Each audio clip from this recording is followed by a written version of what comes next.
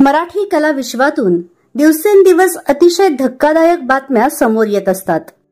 अशातच आता एक लोकप्रिय मालिका संपताच मालिकेतील महत्त्वपूर्ण कलाकारावर शोककळा पसरली आहे।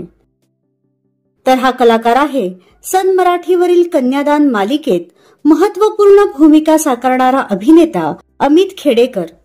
नुकताच या मालिकेने प्रेक्षकांचा अखेरचा निरोप घेतला, मात्र दरम्यान अमितवर दुःखाचा डोंगर कोसळला आहे। अलीकडेच अमितच्या आई सुनीता खेडेकर यांचं दुःखद निधन झालं। गेल्या काही दिवसांपासून त्या कर्करोग या आजाराशी झुंज देत होत्या, मात्र अखेर 15 मे रोजी रात्री 12:30च्या सुमारास त्यांची प्राणज्योत मालवली।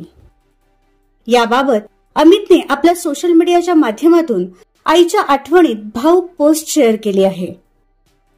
तर आपल्या चॅनलच्या परिवारातर्फे अमितच्या आईंना भावपूर्ण श्रद्धांजली।